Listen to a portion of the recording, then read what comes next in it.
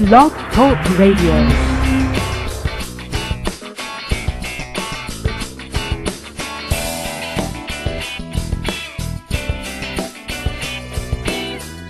This is Ken English. Liquid Lounge today is at Joey's Cafe in the Wynwood Art District of Miami. I'm with Jason Taylor. Jason is a diver. He's an artist. He's been able to combine the two and create an underwater sculpture garden. Grenada happens to be the beneficiary of it. But we're talking about different things underwater. But Jason, right now, why don't you just introduce yourself a little bit. Welcome to Liquid Lounge. And tell me about Grenada. Hello, Ken. It's great to have finally met you.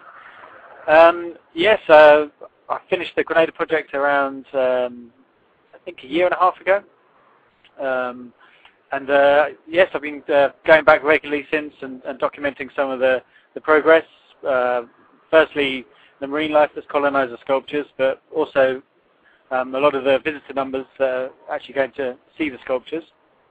And now I'm currently involved in some new projects. I've been working in Greece last summer, doing a sculpture for the local government, and I'm also working in Mexico, doing some work for the National Marine Park there. But I've been very impressed with Miami, and I'd love to have the opportunity to do some work here. Talk a little bit about Grenada. The idea itself, how did it come about? Did somebody in the government call you and say, build this underwater sculpture garden? No. I was actually working there as a dive instructor, but I'd trained as a sculptor for a long time previously and always had this idea of an underwater sculpture park, but never really thought I'd be able to realize it in my lifetime. And I was living in Grenada, and I just thought, oh, this is the perfect environment, the perfect location.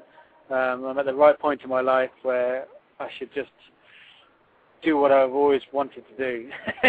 And I didn't end up having regretted any parts of my life.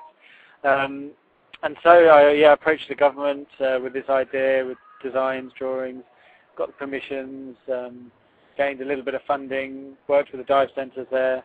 And it's worked very well. There was a bay which was decimated by one of the hurricanes. And so all the work was located in that bay, which has been very beneficial, that it's taken away a lot of the concentration of tourists on some overpressurized areas and actually relieve them. And it's been very successful in that way. And it's been good for me to sort of express all these different ideas as well, which has been very exciting. Maybe you can even describe Grenada a little bit. What was it like living there? Grenada's, for me, I've traveled most of the Caribbean islands, and for me it's one of the most beautiful. It's volcanic in nature, so it's got very sort of changeable topography. It's very, very green and lushly forested. It's part of the West Indies, and it's very close to St. Lucia and St. Vincent and Barbados. It's among those sort of cluster of islands. It's known as one of the Windward Islands. It gets a lot of wind. It's also quite a hot spot for sailors to go there. When after they cross the Atlantic, a lot of them head for Grenada to seek anchorage. The underwater park is on the west coast of the island in a bay called Molinaire Bay, and that's maybe 5 minutes north of the capital. It's on the sort of leeward side of the island. The depth ranges. The shallowest pieces are like 2 meters just below the water, and the deepest pieces are around 8 meters. Probably actually you deal with feet, so that'd be like 24 feet. Just a last question on Grenada. Has it had a tourism impact that you know about? I mean, I see your videos on YouTube. People are seeing it. Can you translate that into some tourism activity? Yeah, most definitely.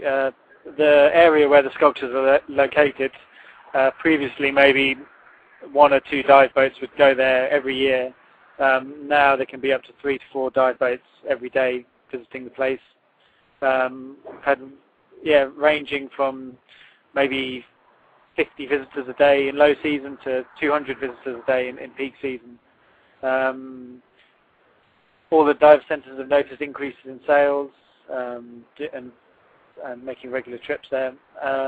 Also, from a marketing point of view, there must be maybe over 1,000 features now on Grenada, either in travel, dive, publications, all relating to the Sculpture Park and promoting it as a great place to go. If people wanted to see more of your work or find out more about you, how do they do so? Underwatersculpture.com or jasoncaires.com. Thank you very much. This is Ken English for Liquid Lounge.